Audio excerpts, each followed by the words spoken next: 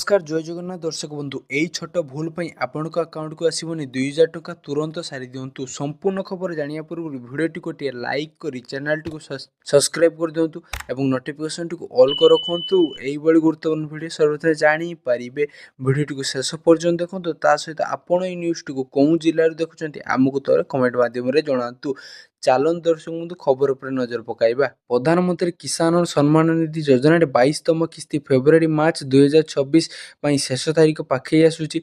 गणमाध्यम report और budget 2026 मिली सूचना अनुसार प्रधानमंत्री मोदी फेब्रुआरी मासर शेष सप्ताह फेब्रुआरी 20 रु 28 तारीख मध्य एक बटन दबाई देश सारा लक्ष्य चाषी अकाउंट को 20,000 कोटी टंका अधिक टंका स्थानांतर करिबो बोली आशा करा जाउची।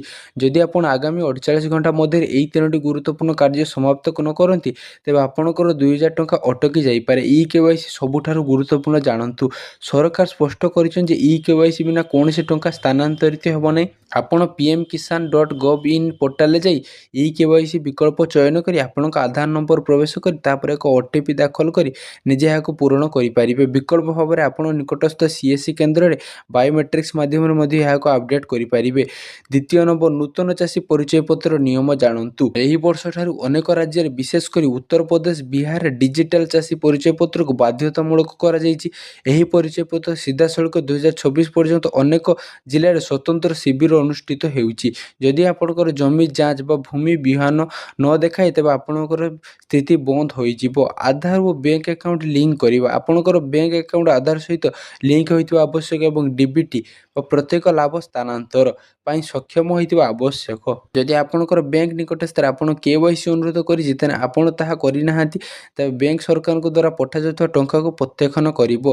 पर्यायक्रमे आपणकर स्थिति किपरि जांच करिबा सरकारी वेबसाइट pmkisan.gov.in परिदर्शन करंतु नो योर स्टेटस विकल्प पर क्लिक करंतु आपणकर पंजीकरण नंबर कि मोबाइल नंबर प्रवेश करंतु योग्यता स्थिति अंतर्गत तीनोटी सबुज अच्छी कि नहीं जांच करंतु। ई केवाईसी हाँ जमी विहन हाँ आधार बैंक अकाउंट विहन हाँ।